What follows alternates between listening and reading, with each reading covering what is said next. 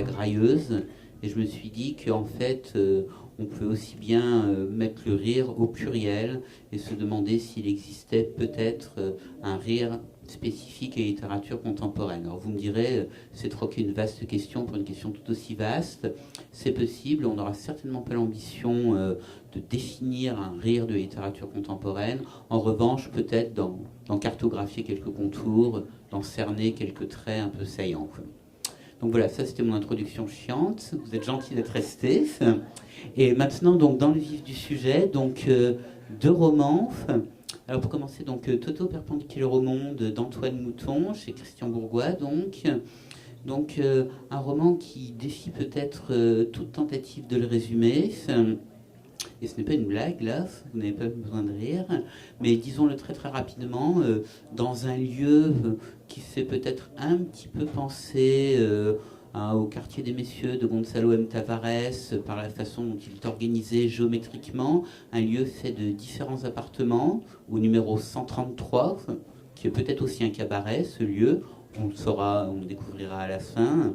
Dans ce lieu vivent donc, chacun dans sa chambre, un certain nombre de couples. Chaque couple a une fonction bien assignée. On trouve un couple grammairien, on trouve un couple enregistreur, comment il s'appelle, enfin un couple enregistreur. On trouve également un couple de lecteurs de manuscrits et le mari de ce couple, le Toto du titre, lit donc un certain nombre de manuscrits qui lui arrivent dans cet étrange lieu, à la fois très hors du monde et en même temps régulé par un système qu'on devine à la fois ultra-rationnel, passablement dystopique, pour reprendre un terme à la mode. Et peu à peu, à force de lire les manuscrits qu'il reçoit, alors étrangement, d'où viennent-ils? Là aussi, on le saura plus tard. Il découvre l'existence, non pas d'un homonyme, mais d'un anagramme, un certain Otto, qui est libraire, lequel Otto a lui-même un jumeau, Hans, mais qui n'est pas véritablement un jumeau, car ils ne sont jumeaux que dans un certain sens. Une équivoque univoque, dites-vous, Antoine Mouton, écrivez-vous plutôt. Et ainsi de suite. Et c'est petit à petit, dans cette espèce de vertige, de dérobade du sol, que s'installe un double sentiment, qui est peut-être l'essence du comique, à la fois un rire immédiat, et puis quelque chose qui oscille entre l'inquiétude, le trouble, le vertige, le malaise, et encore et toujours donc le rire. Voilà, donc très très rapidement.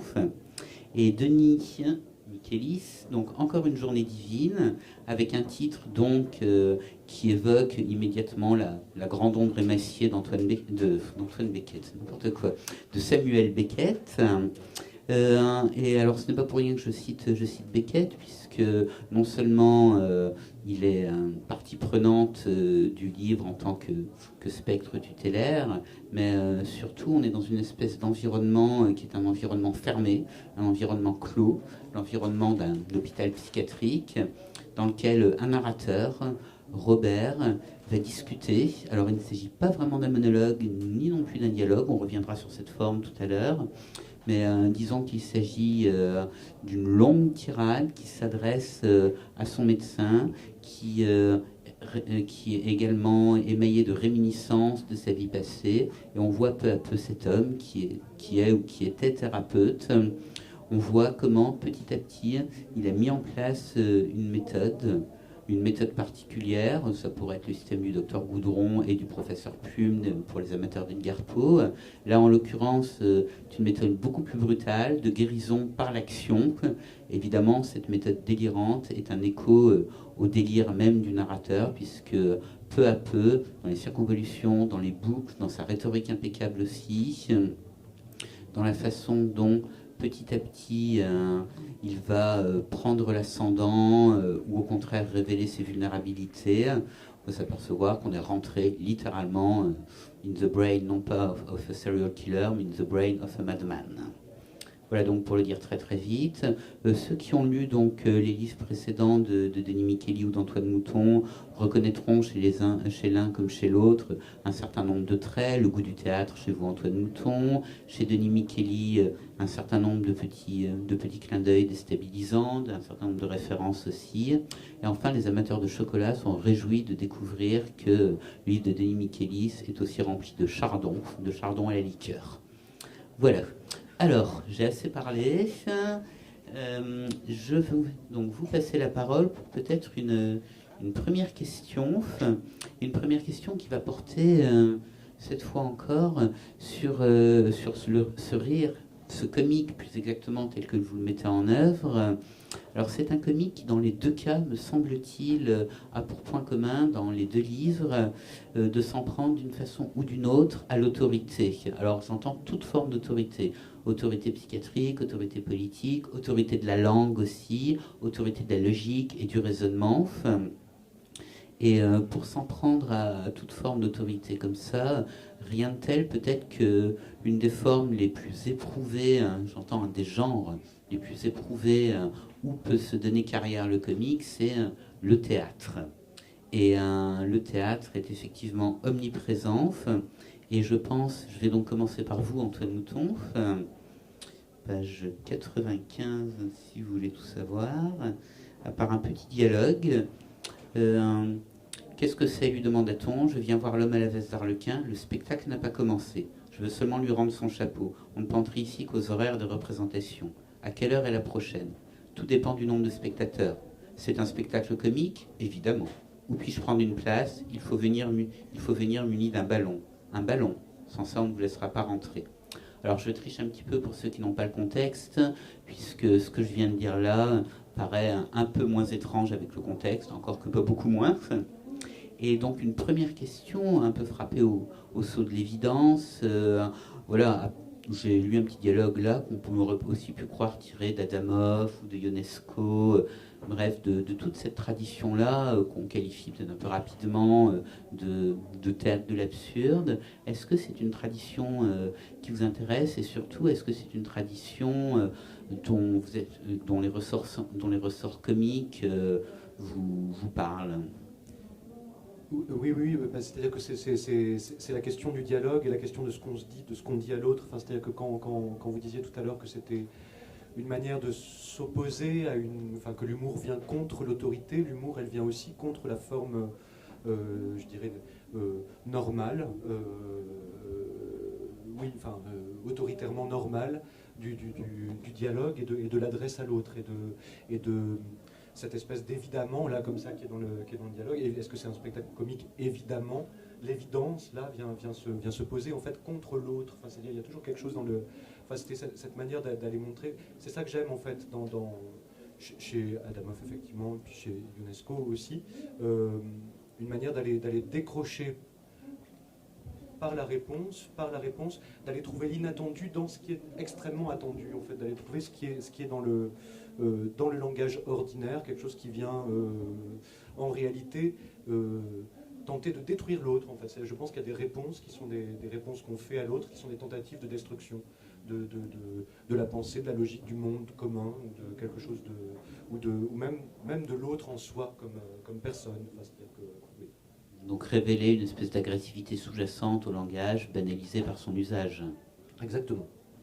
Alors ces deux thèmes-là, la question de l'adresse et la question de l'agressivité, ça me renvoie directement à votre livre de Michelis, donc Encore une journée divine. Alors j'ai essayé rapidement et un peu sommairement de donner un petit peu une idée de la forme que vous avez adoptée. Donc disons-le, il s'agit je répète, une seule parole, mais ce qu'on pourrait appeler une espèce de monologue polyphonique ou babélien peut-être, puisque on imagine que d'autres répondent, d'autres réagissent, le personnage décrit les réactions des autres personnes.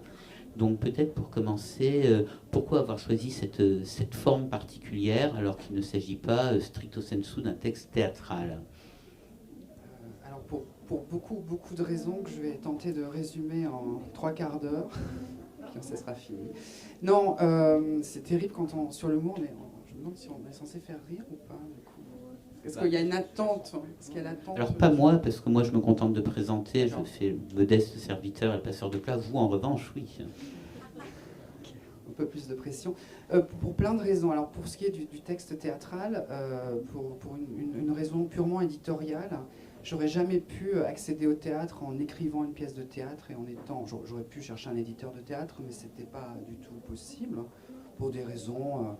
D'abord parce que j'ai pas une œuvre encore immense derrière moi et pour des raisons de notoriété. Donc j'ai été malin, puisque j'ai écrit quelque chose qui puisse être adapté rapidement au théâtre, et c'est le cas. Ça a été tout de suite, quasiment instantanément, acheté pour le théâtre. C'est plus de l'humour, là, c'est du cynisme de la part de l'auteur.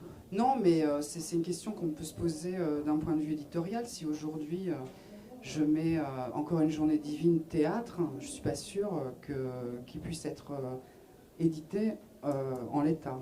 Donc il fallait quand même passer par le roman. Et par ailleurs, ce n'est pas une pièce de théâtre déguisée en roman, c'est une œuvre, c'est une sorte d'œuvre un peu hybride entre roman et théâtre. Mais du coup, je suis allée chercher du côté d'Albert Camus et d'un roman qui m'avait beaucoup marqué quand j'étais adolescent, qui s'appelle La Chute. Et donc en relisant La Chute, qui est donc un monologue adressé, en fait la définition c'est ça, il y a le monologue intérieur au théâtre, il y a le monologue adressé quand le personnage s'adresse donc à un autre personnage qui est hors champ. Dans le cas de Encore une journée divine, il s'agit d'un psychiatre et d'une infirmière, Madame l'infirmière. Et donc c'est Camus qui m'a aidé à structurer en fait le récit. Et en plus Camus qui à la fois faisait du théâtre, à la fois du roman, bon après il faisait de la philo, moi j'en fais pas, mais il avait aussi ses formes hybrides. Donc c'est vraiment chez lui que je suis allée chercher ça. Je suis aussi allée... Par parenthèse, excuse-moi, Camus apparaît aussi pour un autre roman célèbre. Je vous avouerai que la mort de ma mère était tombée à pic.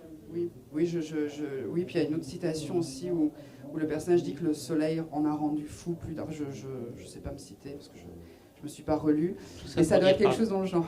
Pardon, je te recoupe de nouveau, mais c'est un procédé comique. Mais c'est aussi un des modes de l'humour dans ton livre, c'est la façon dont apparaissent comme ça ces petites références et le jeu qui peut y avoir voilà, l'espèce de plaisir qu'il peut y avoir à les trouver ou à ne pas les trouver d'ailleurs. Oui, c'est émaillé de références qui sont des références à la fois d'auteurs classiques qu'on admire tous. Il y a Beckett. Alors Beckett, c'était tout simplement parce que je sais que souvent on ne me croit pas quand je dis ça, mais la phrase « Encore une journée divine » revenait très souvent dans le texte, dans le manuscrit, donc je la trouvais plutôt pas mal. Je me suis dit ça c'est une belle phrase, et j'ai quand même eu un doute, donc je suis allée chercher dans la bibliothèque et j'ai relu, j'avais pas besoin de relire les beaux jours de Beckett, puisque c'est la première réplique de Beckett. Donc voilà, par honnêteté, je n'ai pas d'abord lu Beckett, mais je l'ai relu après. Mais sinon, j'ai perdu le fil de votre question. C'était la question de cette forme hybride, cette forme théâtrale. Oui, c'est une forme hybride. Après, il y a aussi un autre auteur que j'avais cité précédemment dans mon deuxième roman, qui est plus très connu en France, qui s'appelle Thomas Bernhard, qui est un dramaturge et écrivain autrichien, qui est mort en 89 et il a encore joué, mais pas autant que dans les années 80. Et c'est l'auteur, en fait, qui m'a donné envie d'écrire. Je n'ai jamais dit ça auparavant, mais maintenant je peux le dire. Mais c'est quand j'ai découvert son œuvre, et notamment avec Maîtres anciens. Bon, Thomas Bernhard, c'est un auteur, un dramaturge qui met en scène toujours un peu le même type de personnage atrabilaire, de très très longs monologues, qui notamment ressasse le passé nazi autrichien. Il a ce génie à la fois de rappeler l'histoire et aussi de faire rire.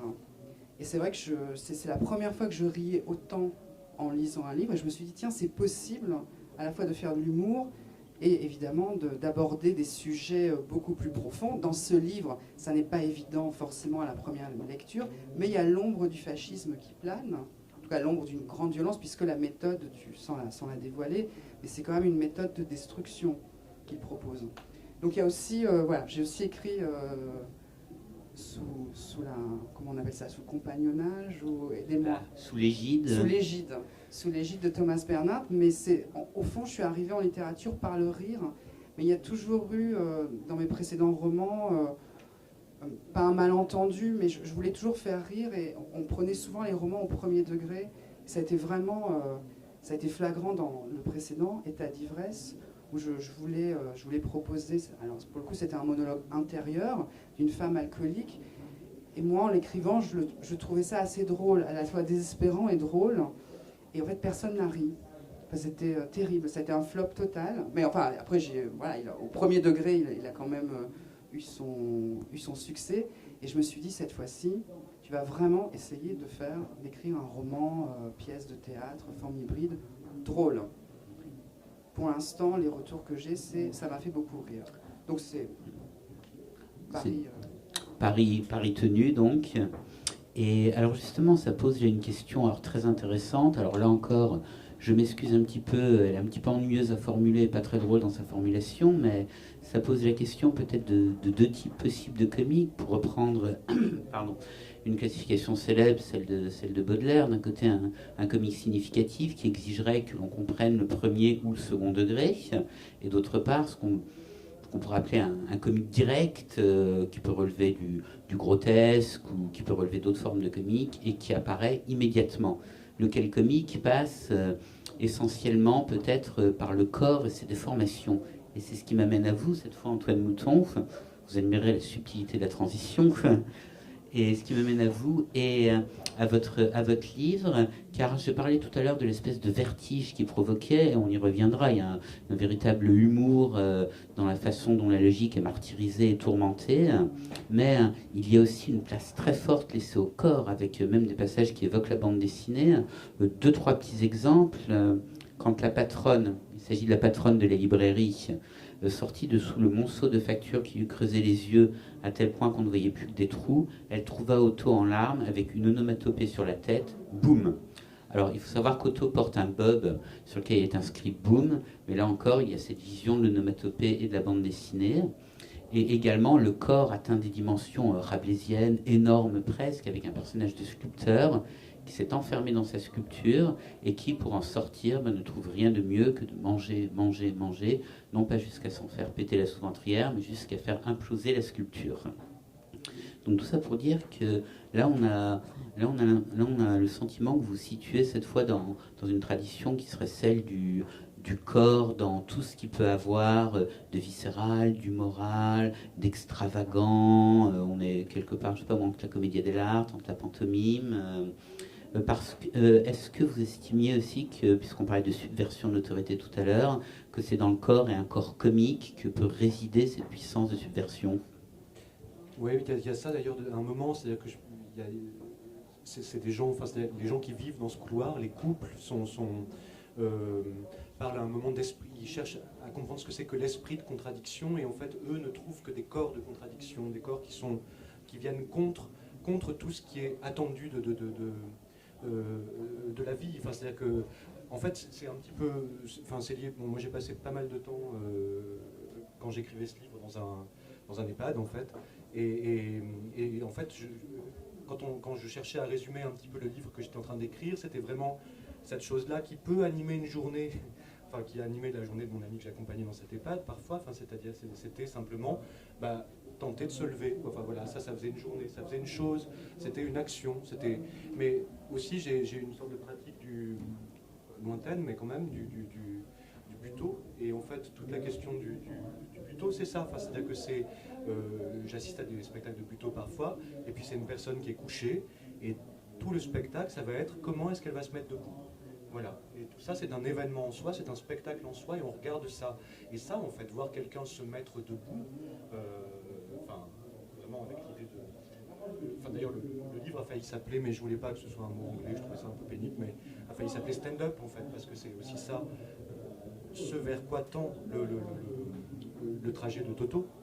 Mais il va vers ce moment où il va pouvoir se redresser, avoir un corps suffisamment libre ou désirant, ou je sais pas quoi, pour tenter d'aller jusqu'à ce bout du couloir que tous dans ce couloir ont oublié, et pour tenter de trouver l'issue. En fait, l'issue, qu'est-ce que ça va être? Ça va être se tenir debout et prendre la parole.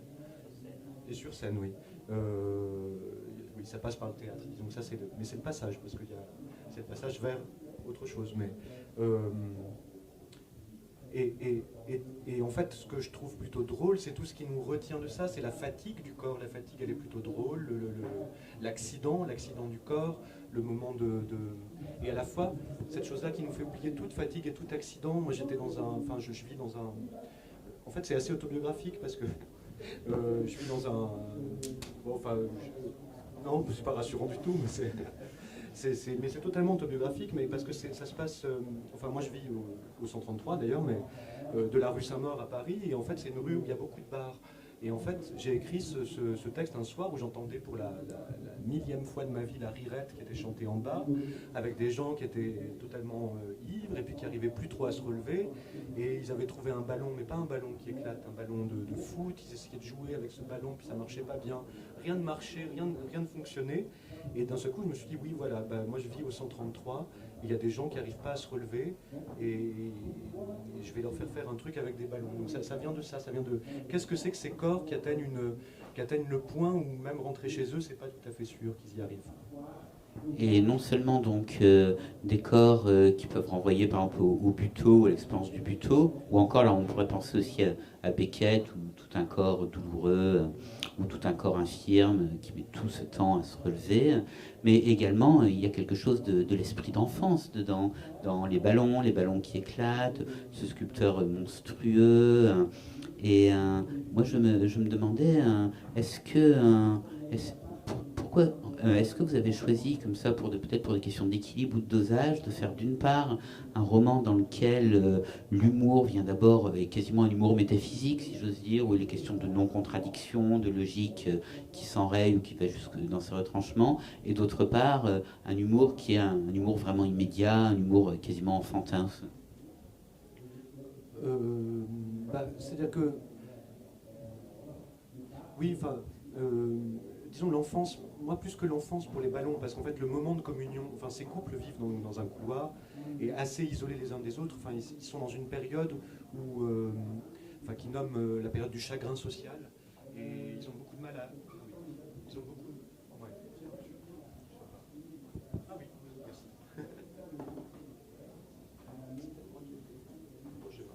Ah oui, c'est... J'ai beaucoup sué de la main, excuse-moi. Oui. Ah, il n'y a plus de batterie, c'est ça. Et en fait, plus que l'enfance, pour moi, dans les ballons, dans le fait de... Oui, donc ces couples, en fait, ne se réunissent plus que lorsqu'il y a des ballons dans le couloir. Et ils vont ensemble faire péter les ballons. C'est-à-dire qu'ils collent les ballons entre les corps les uns des autres et ils se pressent jusqu'à ce que le ballon éclate entre eux. C'est ça l'idée qui les réunit. C'est ça la dernière chose qui les réunit, c'est le moment des ballons. Et moi, plus que l'enfance, je vois là quelque chose de plus terrifiant que ça, en fait. Enfin, pour moi, ils ne jouent pas beaucoup, là. Enfin, il y a quelque chose d'une sorte un reliquat de désir, là, qui vient se greffer entre eux, puis qui ne donne plus que la tentative de faire éclater quelque chose, quoi. Enfin, de faire sauter un truc, quoi.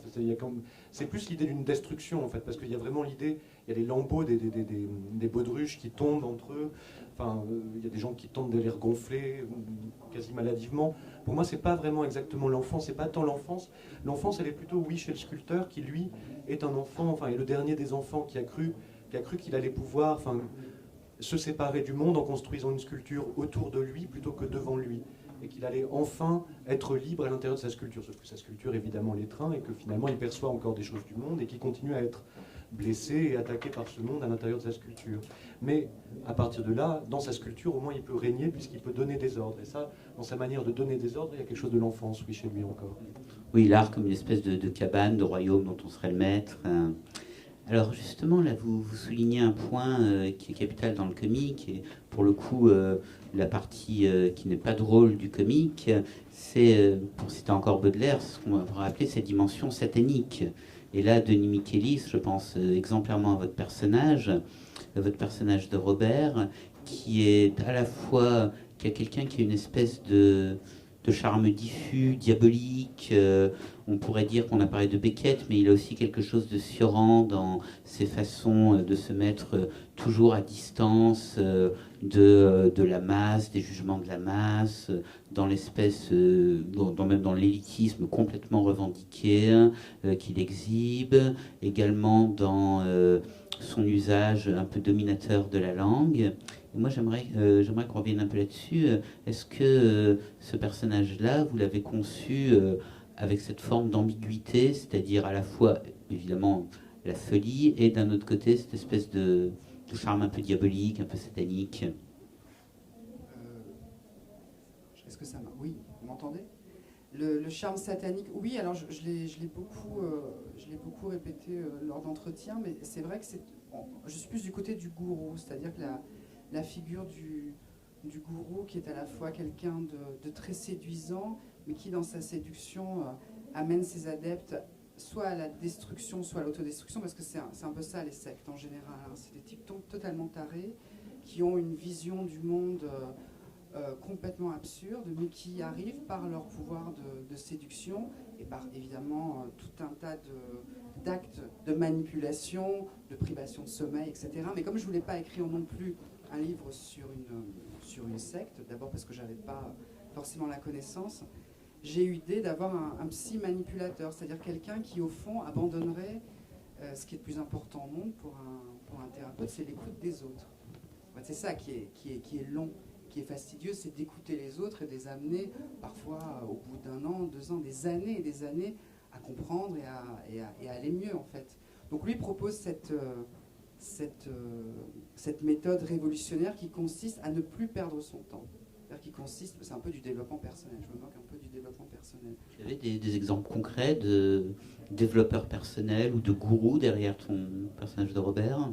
Non, pas des exemples concrets, mais il suffit d'aller dans une librairie et de regarder ce qu'on vous offre, ce qu'on vous propose en développement personnel en général, de regagner sa confiance en soi en 10 séances, etc. Là récemment, je donnais un cours et je suis tombée, alors j'ai photocopié, alors j'avais pas le droit, sur une sorte de je ne sais pas si c'était un cours ou une présentation pour avoir confiance en soi. Et il y avait comme ça des conseils qui consistaient à dire vous devez vous regarder dans la glace et dire je suis quelqu'un de bien, j'ai confiance en moi, vous devez arrêter les pensées négatives, vous devez être dans l'action, pas dans le ressassement. Et ça c'est le développement personnel, mais c'est complètement crétin. Ça marche pas. Alors, ça saurait si ça marchait. Alors ça marche, on y croit, donc on achète des livres, donc on enrichit ces personnes-là. Mais ça ne fonctionne pas comme ça saurait. Si on pouvait... Ça, pardon ? C'est quoi la méthode Coué ? Être positif. Mais ça marche pas. Ça saurait si ça marchait. Si on pouvait être positif juste en se disant qu'on est le plus beau et le plus performant. Moi aussi, je me dis ça le matin, mais ça fonctionne pas. Allez, tu te fais du mal. Je dois quand même aller travailler, je dois quand même supporter le monde, je dois supporter la souffrance, je dois supporter les autres. Donc, ah oui, c'est comme ça, mais c'est pas grave. Ah oui. Non, alors voilà, donc on parlait quoi du développement personnel. Donc il y a ça, mais après dans la séduction, oui, il faut que ça soit un personnage séduisant, sinon il doit être séduisant par le langage également. Et c'est justement là qu'on aborde une autre question, c'est précisément en lisant ton livre, avec qui on rit et de qui on rit. Parce qu'on rit parfois avec Robert, on rit parfois de Robert dans les moments où ce qu'il fait est le plus extravagant. Donc il y a toujours en permanence une espèce d'oscillation, de dérobade de la place du lecteur. Oui, après moi ce qui m'intéresse en littérature, c'est l'ambiguïté des personnes. C'est-à-dire que je suis plutôt, je l'avoue, même si je lutte contre ça, je suis comme beaucoup d'entre nous, plutôt dans le jugement, dans la vraie vie. Et oui, je passe mon temps à juger, à dire lui il est comme ça, lui il est comme ça, etc. Et la littérature, pour moi, c'est un sas. C'est une manière d'aborder, d'entrer dans un personnage qui, même quand il est le plus terrible et le plus manipulateur et le plus destructeur, j'essaie quand même d'avoir un peu d'empathie pour lui. Donc parfois je rigole avec lui des autres, parfois je me moque de certains de ses patients qu'il décrit, puis parfois je me moque de lui, parfois je me moque du psy qui l'interroge, qui est là une fois sur deux, parfois il change, parce qu'on peut imaginer que le psy change parce qu'il a cette obsession pour les lunettes, etc. Donc parfois le lecteur peut se demander si c'est pas un autre psy qui est en face de lui. Mais oui, j'essaie d'être, de sonder l'ambiguïté qui par ailleurs nous définit. Nous sommes à la fois tout ça, nous sommes parfois terriblement injustes, et parfois on est dans l'empathie, parfois on est dans une générosité, parfois on est dans la cruauté. Bon, voilà, c'est à ça que ça sert la littérature. C'est de pouvoir donner cet espace-là, et de ne pas être uniquement dans le développement personnel, et de dire tout va bien. espace, donc enfin un espace personnel qui est aussi en l'occurrence l'espace de la folie. Alors on reviendra peut-être là-dessus, mais j'aimerais revenir sur cette idée d'ambiguïté et la coupler avec ce que disait Antoine Mouton tout à l'heure de l'idée de destruction, quoi. Et revenir à un passage de votre livre, Antoine Mouton, page 110. Donc, alors très très rapidement, Toto donc se retrouve dans une chambre où vit, chose extrêmement rare, une seule personne, une femme, Genova. Et donc ils font ensemble qu'ils ont affaire, je paraphrase ce que vous écrivez. Et puis il s'aperçoit qu'elle se livre à une occupation étrange. Elle découpe des fragments d'un journal, ça s'appelle le journal Avant-hier. Avant-hier, et bon, elle lit le futur dans Avant-hier, donc là on retrouve là encore le goût de l'équivoque chez vous, et, mais surtout elle assemble des fragments, et voilà un extrait de dialogue. Désolé, dis-je, c'est Toto qui parle, mais je ne comprends rien. Tu vois juste ma souris, une grande confusion nous attend. Tu prendrais n'importe quel mot, ce serait tout aussi incohérent. Pas du tout. Au hasard, on risquerait de produire du sens. Il faut de l'intuition pour décrire le chaos qui nous est promis sans céder aux facilités de l'esprit. Et la question que je me posais, ce chaos-là dont il est question, est-ce que ce n'est pas aussi cette confusion, cette dissolution que peut entraîner l'humour, cet humour dont on parlait, qui peut révéler une forme d'agression ou d'ambiguïté? Oui, c'est-à-dire que Genova, elle vit seule parce que, bon, déjà, on ne sait pas exactement si elle s'appelle Genova, c'est ce qui est marqué sous sa chaussure, c'est pour ça qu'il pense qu'elle s'appelle comme ça. Mais elle vit seule, en réalité, elle est pas considérée comme célibataire, enfin, ou je sais pas quoi, mais elle est le couple sans mari. Elle a eu un mari, mais bon, enfin, elle tient encore dans cette chambre parce qu'elle se considère encore comme couple, sinon on l'expulserait. Et son mari a la particularité d'avoir été vidé, c'est-à-dire qu'il ne reste plus que sa peau. Il y a un jour, elle s'est réveillée et son mari était obsédé justement par la question du sens. Il tentait de donner un sens à ce couloir, il tentait de comprendre pourquoi le 133 existait. Et il avait cette obsession-là de savoir pourquoi. Et Genova, voyant le danger de ce pourquoi qui vient à vider de tout, enfin, qui a vidé son mari de tout ce qu'il contenait, se dit que non, peut-être que la solution serait plutôt le chaos et tenter d'être justement absolument contre le sens, d'aller contre ça. Elle a un problème, c'est-à-dire c'est sa peau aussi, puisque c'est un roman avec beaucoup de questions de peau, de gens qui cherchent une peau, une autre peau, à se refaire une peau, à s'enfermer dans d'autres peaux, à tenter de rentrer en contact avec d'autres par la peau. Mais c'est... Oui, Genova, elle fait de la dermographie, c'est-à-dire que son corps est traversé comme ça, sa peau, et en fonction de ses émotions ou de choses qui se passent, est traversé de marques rouges qui se déplacent au fur et à mesure. Et Toto, lui, voyant ça, pense qu'il s'agit peut-être d'un plan, de quelque chose qu'elle essaye de dire malgré elle sur sa peau, mais elle, non, elle s'attache surtout à ne rien dire. Et peut-être que par ce fait de ne rien dire, elle va tenter de dire ce qui est, c'est-à-dire rien, ce rien qui nous cerne, qui nous contient. Ce qui pourrait donc être une espèce de logique ou de force du rire, là ça nous amène au non-sens, on reprend Adamov, Ionesco, mais le rire serait déjà la manifestation et l'expression de la reconnaissance d'une absence de sens. Oui, mais alors finalement, Genova, c'est peut-être la plus triste de toutes, c'est-à-dire que de tous les personnages, c'est celle qui est la plus condamnée, de par cette extrémité-là qu'elle vient toucher du sens, du refus du sens. Il y a quelque chose qui va aussi la détruire à un certain point, c'est-à-dire l'extrême sens et l'extrême non-sens vont de chaque côté détruire aussi les personnages. Alors vous l'aurez donc compris, il s'agit d'un rire qui touche à ou est-ce qu'on pourrait appeler la métaphysique pour dire vite, au philosophique, et c'est aussi, ce rire-là a un antécédent ou un ancêtre, et qui est présent au moins à double titre dans votre livre. Je pense à Kafka, vous avez évoqué la dermographie qui fait donc penser à la clinique pénitentiaire, mais il y a aussi une hache, puisque dans ce numéro 133, la rumeur court, il y aurait une hache qui se baladerait, donc possibilité de meurtre, peut-être de libération, etc. On pense, c'est aussi la hache de Kafka, la hache qui doit fendre la mer gelée. Donc là, je me demandais un peu, est-ce que vous avez trouvé peut-être chez Kafka un modèle permettant d'allier l'humour, le rire, le comique d'un côté, et de l'autre, quelque chose qu'il faut bien le dire, est une investigation d'ordre métaphysique ou philosophique? Oui, alors ça, en réalité, cette histoire de hache, enfin, quand on dit qu'il y aurait une hache, c'est-à-dire c'est quelque chose, ça vient d'un malentendu, c'est-à-dire que Jean-Max, c'est une personne qui vient rendre visite au couple de temps en temps, entre dans la chambre de Toto et de sa femme, et s'assied sur leur lit et leur dit quelque chose. Et chacun entend quelque chose de différent, c'est-à-dire que Toto entend qu'il y aurait peut-être au 133 une issue, et la femme de Toto, très animée d'un goût de la destruction et de la vengeance aussi, qui veut se venger d'une vieille affaire, entend qu'il y aurait peut-être une hache.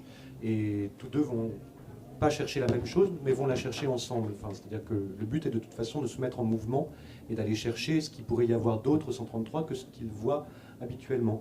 Et la question de la hache, pour moi, elle était très clairement reliée à Kafka. Enfin, c'est-à-dire c'était comme si la femme de Toto avait lu Kafka, mais au sens vraiment littéral du terme, c'est-à-dire qu'elle cherchait réellement à fendre la mer gelée en elle. Enfin, il y avait quelque chose comme ça. Elle pense réellement qu'il y a une mer gelée et qu'il va falloir la fendre. C'est-à-dire elle pense que la hache va pouvoir l'aider. Et donc, qu'est-ce que c'est que de prendre au pied de la lettre quelque chose? C'est-à-dire c'est ça, pour moi, qui définit la femme de Toto. Alors ce littéralisme dont vous parlez va donner lieu à des moments qui sont vraiment des moments d'humour noir, puisqu'il y a une grande violence, on l'a dit, violence burlesque, et cet humour noir, ça m'amène, Denis Michelis, à votre livre, et en particulier, alors je pense d'abord à une phrase de Breton, l'humour noir est par excellence l'ennemi mortel de la sentimentalité. Et votre livre aussi, à travers les paroles de Robert, est une machine de guerre contre la sentimentalité, contre la famille, contre l'amour, contre le lyrisme romantique des clichés, etc. Est-ce que c'est aussi une façon d'instruire, en quelque sorte, un procès de nos tendances aux sentiments? Non. Non, c'était pas. Mais en revanche, je rebondis sur la littéralité. Une des idées maîtresses de départ de l'écriture de ce livre, c'était j'arrive même pas à le dire, la littéralité. Parce que j'imaginais en effet quelqu'un qui ne prenne que les choses de façon littérale. J'arrive toujours pas à le dire. Littérale. Est-ce qu'il y a un psy dans cette salle? Il faut m'aider. Pourquoi j'arrive pas à dire littéralité?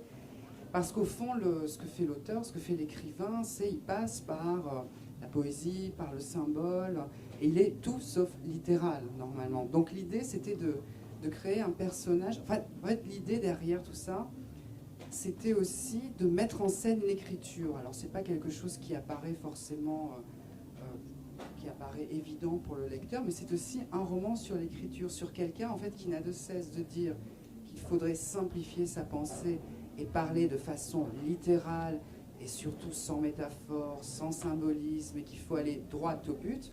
Or lui, c'est ça qui crée le décalage et l'humour, enfin j'espère, or lui n'a de cesse d'utiliser des formes très complexes, en tout cas d'utiliser énormément de métaphores, de symboles. Il a une langue surannée, un peu précieuse. Il a une façon de parler parfois un tout petit peu ringarde, mais que j'apprécie par ailleurs. Et donc le décalage est là. C'est aussi un roman qui réfléchit sur qu'est-ce qu'être romancier. On ne peut pas penser le monde de façon libérale. On a besoin de symbolique, on a besoin de métaphores, on a besoin de passer par le récit, par l'invention, par la fiction pour se comprendre et pour comprendre notre monde. Donc c'est un roman contre la littéralité. Or le personnage dit qu'il faut être littéral. Je me suis compris. Tu as dit libéral au lieu de... Tu as dit libéral au lieu de littéral. Libéral, oui, c'est aussi contre un monde libéral. Je suis aussi contre le monde libéral. Joli lapsus. À mort le libéralisme. À mort le libéralisme, on pourrait dire, sans être méchant, qu'il s'agit d'un cliché. Ton personnage dit j'aime les clichés. Mais j'adore les clichés. Alors précisément, est-ce que le cliché dans l'usage que tu en fais et dans l'usage qu'en fait ton personnage ipso facto a une grande puissance comique? Qu'est-ce qui, si tu aimes les clichés, pourquoi? C'est pour leur force comique quand ils sont utilisés, montés en épingle comme ça, ou parce qu'ils révèlent quelque chose d'autre? Oui, parce que c'est ce que j'évoquais rapidement tout à l'heure. Le cliché, c'est le jugement aussi, mais on en a besoin. On a aussi besoin, parce qu'on est sans cesse, on rencontre tellement de personnes à la minute ou à l'heure, on a tellement d'informations qu'on a besoin de catégoriser aussi de manière. Après, quand on peut avoir des clichés sur des... Là, je vais me lancer dans du développement personnel, donc je vais arrêter tout de suite, je m'ennuie moi-même. Mais on a besoin de ça aussi, on est fait de clichés. Mais l'idée, c'est aussi qu'on puisse lutter tous ensemble, et justement, et cette lutte passe par la littérature et par la poésie. C'est-à-dire, mais on en a besoin dans la vie quotidienne, on a besoin de catégoriser les gens, sinon on s'en sortirait pas. On ne peut pas, à chaque fois qu'on rencontre quelqu'un, réfléchir à sa biographie, à ce qu'il est, pourquoi il agit comme ça. On n'a pas le temps. La littérature permet d'avoir ce temps. La littérature permet de se poser. Mais je ne pense pas avoir répondu à ta question. Sur le cliché, mais moi, les clichés me font rire. Moi, beaucoup de choses me font rire, mais... Alors, qu'est-ce qui dans un cliché te fait rire, justement, ça? Ou alors, qu'est-ce qui, dans l'écrivain que tu es, t'a fait choisir des clichés dans un texte qui a grande force comique? Qu'est-ce qui t'a fait prendre des clichés pour leur faire porter le poids du comique, tant que le comique pèse? Après, non mais c'est hyper intéressant comme question, mais c'est compliqué parce que C'est ça qui est drôle, c'est de voir te prendre les pieds dans le raisonnement. Ben oui, mais en fait, moi, j'en parlais justement avec mon éditrice tout à l'heure. En fait, il y a un malentendu, enfin, je pense, de beaucoup de lecteurs ou parfois de critiques.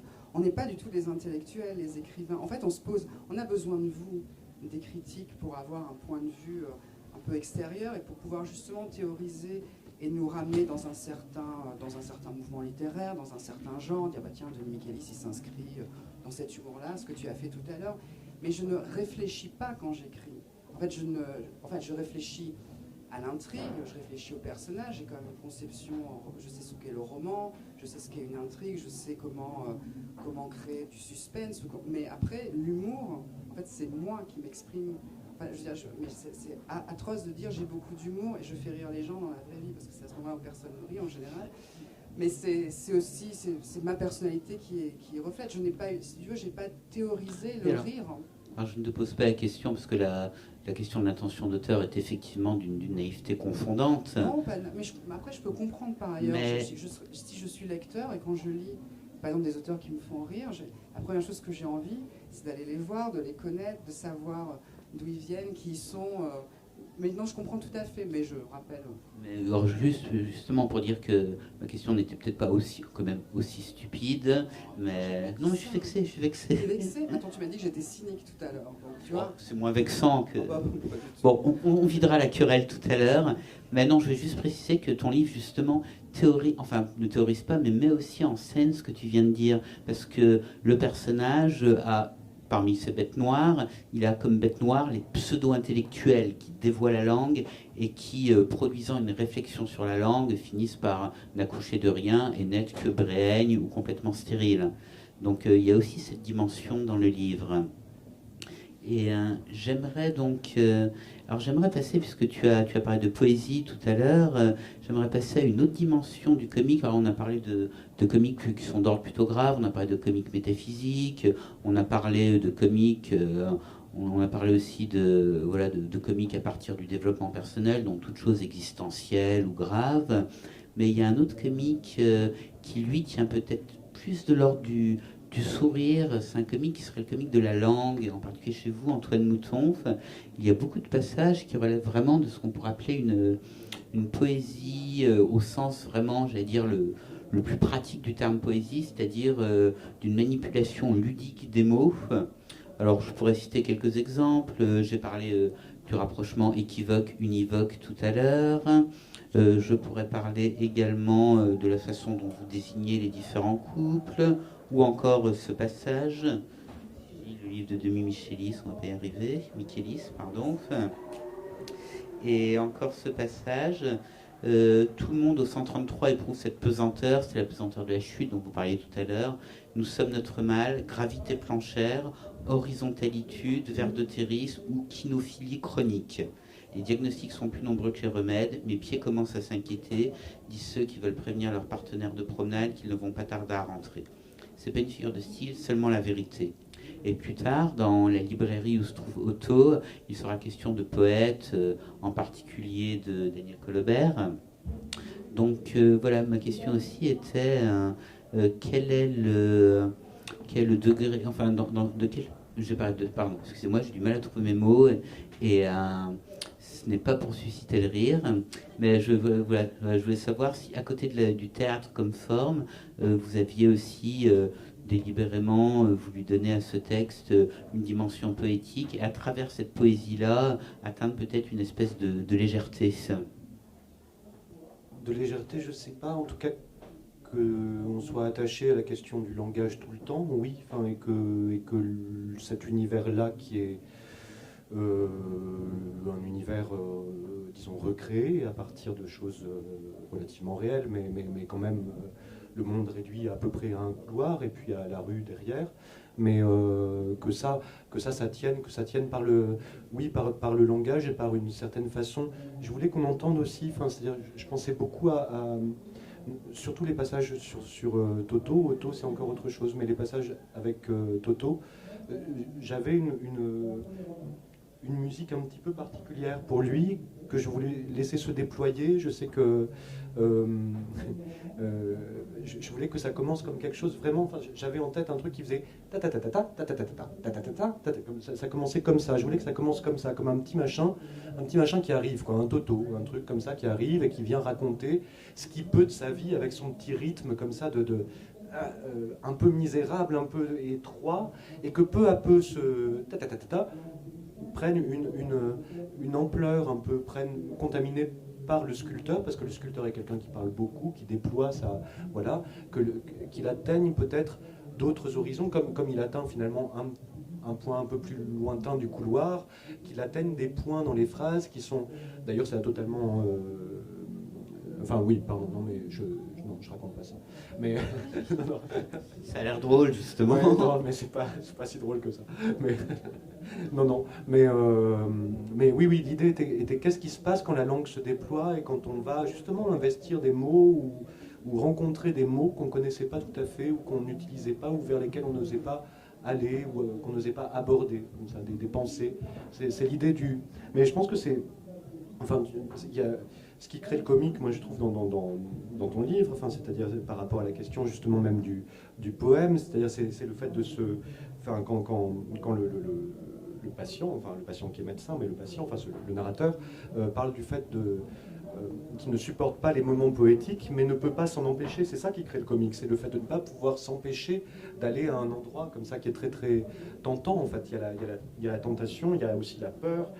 Mais le goût plus fort que la peur, enfin, c'est ça qui crée, je crois, beaucoup d'humour, et c'est plus ou moins ce que j'ai tenté avec Toto, c'est-à-dire Toto, quelqu'un qui a relativement intégré quelque chose de la vie réduite, de la vie étriquée, et qui ne peut pas s'empêcher de vivre un petit peu plus grand, enfin d'aller voir un petit peu plus loin. Et c'est là on retrouve un peu tous ces personnages qui seraient, je sais pas, parfois je pensais à Plume de Michaud, c'est-à-dire des personnages qui sont finalement un peu passifs, même très passifs, ballottés par leur vie, et qui sont pourtant des témoins naïfs, mais naïfs au meilleur sens du terme, qui ont une espèce d'authenticité de l'expérience. Oui, ils regardent comment est faite la vie, puis ils disent comment c'est.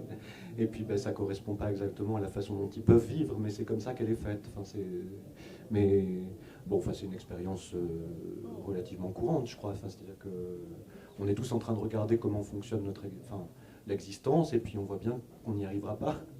Et ça, enfin, de ce décalage naît la possibilité d'un récit, en fait, déjà, d'une histoire qui naît.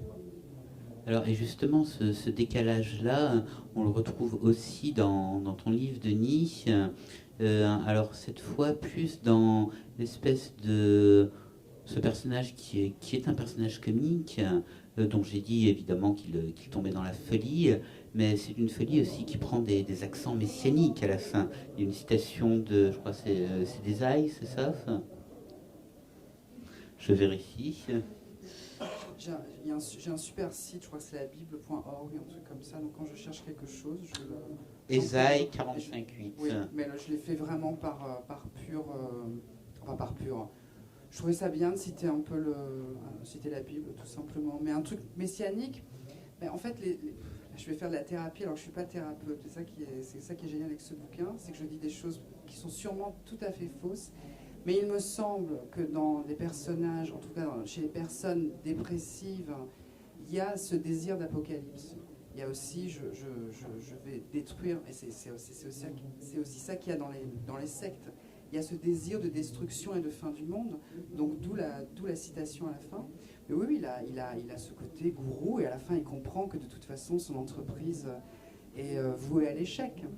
Donc c'est comme le gourou, vous savez, dans les sectes, il y a toujours un moment où, ça ne finit pas comme ça le livre, hein, évidemment, il n'y a pas de suicide collectif, je vous rassure, mais en général dans les sectes, le gourou, quand il n'a pas réussi à, souvent ils achètent des armes, etc., et à infiltrer le gouvernement américain, j'ai vu énormément de reportages, quand ils n'arrivent pas à s'en prendre aux autres, ils s'en prennent à eux-mêmes, hein, parce qu'ils se rendent compte de la folie de leur entreprise. Donc c'est en ça, l'apocalypse. Et c'est de là aussi que vient le comique, puisque c'est la grenouille qui veut se faire plus grosse que le bœuf. C'est finalement le patient d'un hôpital psychiatrique qui se voit, lui, avec des dimensions divines, des dimensions de celui qui porte le châtiment divin. Oui, mais après, en fait, souvent, enfin, je ne sais pas comment expliquer ça, c'est assez difficile parce que quand vous regardez, justement, moi j'ai regardé énormément d'entretiens de ces gourous qui ont fini en prison, etc. Ils sont souvent pas drôles du tout. Non, mais vraiment, ils sont terrifiants. Ils sont vraiment premier degré. Mais ils ont parfois un côté grotesque. Ils ont un côté clownesque. Donc c'est ça que j'ai voulu aussi apporter dans le livre. C'est ce côté totalement absurde et aussi rappeler au lecteur, mais là je ne vais pas me lancer dans une longue citation, j'ai absolument pas cette connaissance-là, mais Hannah Arendt en parlait aussi beaucoup, du côté clownesque du destructeur en fait, hein, du nazi, du dictateur, et qu'il ne fallait pas l'oublier, c'est-à-dire qu'on pouvait être à la fois dans un grand désir de violence et de fait, et aussi être ridicule. C'était ça aussi que je voulais montrer aux lecteurs. C'est pas parce que les gens sont ridicules qu'ils ne sont pas dangereux. Je vous le rappelle. Hein. Et alors on en revient justement après cet avertissement solennel et qui n'a rien de drôle, trembler, mais ça permet justement de rappeler que le comique est aussi un comique vraiment d'actualité, si j'ose dire, puisque dans l'un comme dans l'autre de vos livres, il s'agit de pointer des choses qui sont des symptômes d'un certain nombre de folies, mais cette fois au sens le plus édulcoré du terme et malheureusement le plus lourd de conséquences, un certain nombre de folies contemporaines. Et par exemple, ton personnage de Robert, il est alors je reviens, j'en ai déjà parlé, mais par son élitisme, par le mépris qu'il peut afficher, par également son cynisme, par aussi le privilège qu'il confère à l'action. Il y a aussi cette phrase où il dit à un moment, mais il n'y a pas de révolution sans qu'on verse de sang ou quelque chose comme ça. Il est difficile de ne pas plaquer sur lui certaines figures, alors non pas de la littéralité ou du libéralisme, mais de ce qu'on appelle l'illibéralisme ou le populisme. C'est un livre politique, d'actualité, alors c'était difficile je voulais pas en faire un essai, je voulais pas en faire justement un livre trop littéral, je voulais quand même garder le plaisir de l'histoire, de l'intrigue et de ce que peut apporter le roman. Il ne s'agissait pas du tout de faire un essai déguisé en livre ou en pièce de théâtre, mais oui, c'est très actuel, bien sûr. Je me suis inspirée d'énormément de discours de dirigeants populistes, que ce soit Trump, Bolsonaro. Alors ça a été écrit avant je rappelle, ça a été écrit avant le confinement et avant cette vague d'extrême droite qui est arrivée en France, etc., que je craignais, enfin que beaucoup d'entre nous craignions. Mais c'était aussi une sorte d'avertissement au lecteur. Oui, c'est très actuel et on pourrait dire On pourrait dire sans caricaturer, mais enfin bon, il faut caricaturer. On pourrait dire que Robert est oui, c'est un vieux réac de droite qui a des idées très très arrêtées et qui pense que maintenant il faudrait, qui crache sur les bobos parisiens, qui crache sur la littérature, qui crache sur des gens comme moi en fait. Hein. Je pense que Robert ne serait absolument pas mon ami. Mais c'était aussi de montrer une certaine France un peu réac, un peu rance, mais quand même, à travers l'humour, de manipuler un peu le lecteur et de le rendre parfois, on en revient à ce que je disais au début, tantôt sympathique, tantôt inquiétant, tantôt effrayant, et toujours dans cette idée de mettre en garde et de dire attention, c'est pas parce que les gens vous proposent, les dirigeants ou des psys ou des gourous ou que sais-je, ou des politiques, alors ça peut être des populistes, mais ça peut être aussi tout simplement quand les politiques font, et bien sûr j'ai oublié le terme, quand ils font la démagogie, c'est pas parce qu'ils vous proposent une vision du monde simpliste et très séduisante qu'il faut tomber dans le panneau. Parce qu'on tombe dans le panneau, on tombe tous dans le panneau, moi le premier. Enfin, parfois j'écoute certains dirigeants ou j'ai écouté certains scientifiques, je me suis dit mais bien sûr la solution est évidente, elle est là devant nos yeux. Ben non, en fait la solution n'est jamais simple. Et Antoine Mouton, vous seriez d'accord aussi pour dire que le rire a des vertus, sinon prophylactiques, au moins peut-être d'avertissement. Oui, je pense qu'il y a dans une façon d'aller exagérer quelque chose, et exagérer l'isolement et même la tentation de la réclusion. Moi, j'ai voulu essayer de faire ça. Enfin, c'est parti vraiment d'une histoire réelle, c'est-à-dire de mes voisins qui ne supportaient plus de me dire bonjour et qui tentaient vraiment de... Je les ai vus, elle n'arrivait pas à trouver sa clé, et donc elle a failli s'enfoncer dans la porte parce qu'elle avait peur que je lui adresse la parole au-delà du bonjour. Et c'était des gens que je connaissais un petit peu, et je l'ai vu un jour ouvrir sa porte, elle avait repeint le plancher en noir, et elle avait pris un abonnement à Netflix. Enfin, et il y avait quelque chose comme ça, je voyais sa vie se dessiner comme ça, quelque chose de très très... Moi j'ai voulu raconter ça, en fait, comment les gens peu à peu, enfin je veux dire, ne sortent plus. Enfin, il y a un truc comme ça de tendance à l'enfermement absolu. C'était écrit avant le confinement, cette affaire. Mais c'était avant le confinement. Vous êtes prophétique l'un comme l'autre. Ouais. Mais l'enfermement... Des gourous.